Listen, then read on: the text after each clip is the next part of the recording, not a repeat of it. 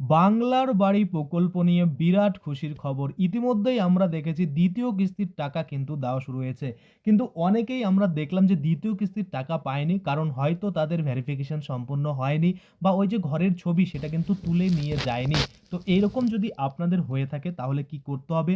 যারা দ্বিতীয় কিস্তি পাননি বাংলার বাড়ি সেক্ষেত্রে আপনাদের কিভাবে কি করতে হবে? বা ওই যে আধিকারিক রয়েছে সে কবে আসবে? কবে আপনাদের যে ঘরের ছবি সেটা আপডেট দিবে এবং কবে আপনারা টাকা পেতে পারেন সমস্ত কিছুই কিন্তু আজকে আমরা এই ভিডিওর মাধ্যমে দেখে নেব। এর আগের ভিডিওতে আমি আপনাদের দেখিয়েছিলাম যে হ্যাঁ, এই যে টাকা সেটা কিন্তু তাদেরই ঢুকবে যাদের কিন্তু সার্ভে কমপ্লিট হয়েছে। তো এই সার্ভে আপনি কিভাবে তাড়াতাড়ি করাতে পারেন, কিভাবে আপনি এই টাকা পেতে পারেন সমস্ত কিছুই আজকে আমরা A to Z এই ভিডিওর মাধ্যমে দেখে নেব। তো চলুন বেশি দেরি না করে ভিডিওটা শুরু করা যাক। ভিডিওটা শুরু করার প্রথমেই আমি আপনাদের বলতে চাইবো অবশ্যই আপনারা কিন্তু পেজটাকে ফলো করে নেবেন। আর এই যে বাংলার বাড়ির টাকা সেটা যে সবাই একই সাথে একই দিনে পাবে এটা কিন্তু নয়। আমি আপনাদের আগেও বলেছি, এখনো বলছি, যাদের শুধুমাত্র ভেরিফিকেশন কমপ্লিট হয়েছে, আপনি ধরুন ১ম কিস্তির টাকা পেয়েছেন, ১ম কিস্তির টাকা পেয়ে আপনি সেই টাকা দিয়ে বাড়ির কাজই করেননি। তাহলে কিন্তু ওই ভেরিফিকেশন আসবে, আসার পরে দেখবে যে আপনার এখনো কিন্তু আন্ডার কনস্ট্রাকশন রয়েছে, আপনার কাজ চলছে। তো সেক্ষেত্রে কিন্তু আপনার যে ২য় কিস্তির টাকা সেটা কিন্তু আসবে না, যতক্ষণ না আপনি এটা কমপ্লিট করবেন। অর্থাৎ যতটা কাজের মানে দেখানোর কথা ততটা আপনি করবেন, তারপরে সেটাকে ছবি তোলা হবে। তারপরে সেটা যখনই আপলোড দিবে তারপরেই কিন্তু আপনার যে ২য় কিস্তির টাকা সেটা কিন্তু লট জেনারেটেড হবে বা সেটা আমরা বলতে পারি যে শিডিউল যেটা করা হয় বা ২য় কিস্তির টাকা দেওয়ার যে প্রসেস সেটা কিন্তু শুরু হবে। তাহলে এবার আপনারা আপনাদের যে ঘর দিচ্ছেন, দেওয়ার সাথে, সাথে যে এই ২য় কিস্তির টাকা অনেকেই পাচ্ছেন, অনেকেই পাচ্ছেন না, অনেকে পেয়ে আবার কাজও শুরু করে দিয়েছেন। তাদের ক্ষেত্রে আমি বলব আপনাদের যে সার্ভেয়ার আসে বা যে সরকারি আধিকারিক আসে সেই লোকের সাথে যোগাযোগ করুন যদি আপনাদের ইতিমধ্যে যোগাযোগ থেকে থাকে বা যাদের আশেপাশে ভেরিফিকেশন করে নিয়ে গেছে আপনাদের গ্রাম পঞ্চায়েতে তাহলে খোঁজ নিতে পারেন বা আপনারা আপনাদের মিউনিসিপালিটিতে খোঁজ নিতে পারেন, ব্লক অফিসে খোঁজ নিতে পারেন। যেখান থেকে যেকোনো বড় বর্তমানে যে যারা রয়েছে দায়িত্বে তাদের সাথে গিয়ে কনট্যাক্ট করলে তারা কিন্তু আপনাদের বলবে যে হ্যাঁ, এরা ভেরিফিকেশনটা করে। তাহলে তার সাথে যোগাযোগ করে আপনার ভেরিফিকেশন কিন্তু আপনি খুব দ্রুত করাতে পারবেন। যখনই খুব দ্রুত করাবেন তখনই কিন্তু আপনার যে বাংলার বাড়ি ২য় কিস্তির টাকা সেটা কিন্তু পাওয়ার যে প্রসেস সেটা কিন্তু শুরু হয়ে যাবে।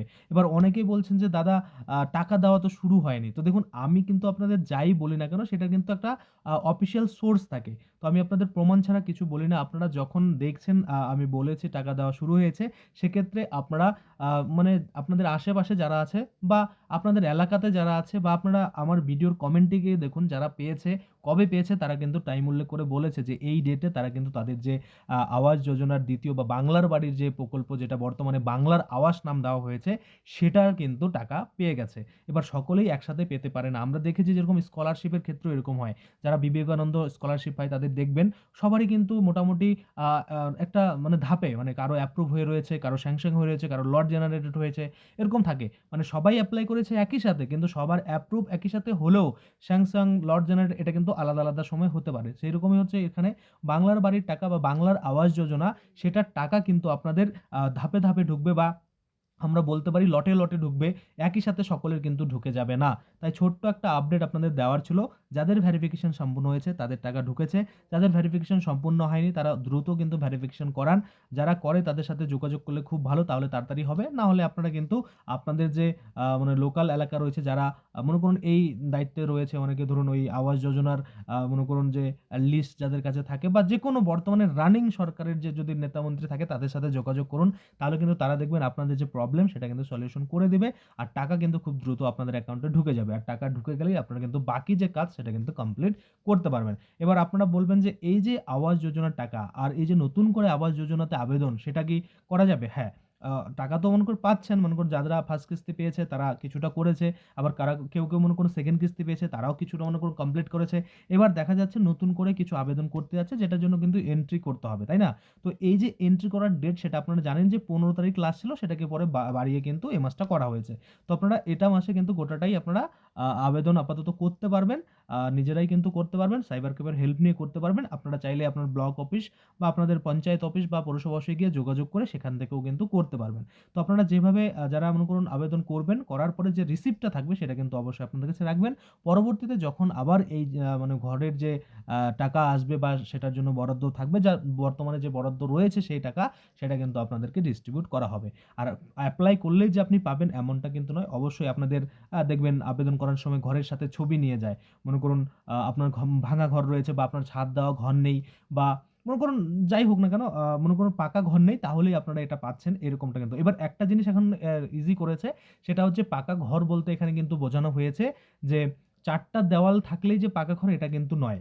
উপরে যদি কংক্রিট না থাকে মানে ছাদ না থাকে মানে বালি, সিমেন্ট, পাথর দিয়ে যে কংক্রিট তৈরি করে যে মানে ঢালাইটা করা হয় সেটা যদি না থাকে তাহলে কিন্তু আপনারটা কাঁচা বাড়ি হিসাবে ধরা হবে। তাই এবার কিন্তু আবেদন আপনারা ভোরে করুন বা অনেকেই কিন্তু আবেদন করে এবার ঘর কিন্তু পাওয়ার চান্সেস রয়েছে। কেননা এবার পাকা ঘরের যে ডেফিনিশন সেটা কিন্তু চেঞ্জ করে দিয়েছে। তাই আমি আপনাদের বলব আপনাদের যদি উপরে টিন থাকে আ অ জিআই মনে করুন যেটাকে জিআই টিন একই বলা হচ্ছে। তারপরে মনে করুন অ্যাডভান্স থাকে, তারপরে মনে করুন আরো কি থাকে ওগুলো অনেকের দেখা যাচ্ছে যে তিরপাল-টিরপাল থাকে। তো সেগুলোও যদি থাকে তারা তো পাচ্ছেই। কিন্তু আপনার ৪ টা যদি দেওয়ালও থাকে পোড়া ইট দিয়ে তৈরি এবং আপনার যদি উপরে কংক্রিট না থাকে জিআই বা টিন বা ওই মোটা টিনগুলো হয়ে থাকে সেগুলোতে যেটাই থাকুক না কেন সেটা থাকলেও কিন্তু আপনারা এই যে বাংলার আবাস যোজনা সেটার জন্য কিন্তু যোগ্য। আশা করি আপনারা বুঝতে পারছেন। আমি বাড়ি নেই। আমি বাড়ি ফিরে অবশ্যই আপনাদের কিন্তু একটা আবেদন আ করে দেখাবো যদি আমি এই সময়সীমার মধ্যে যাই।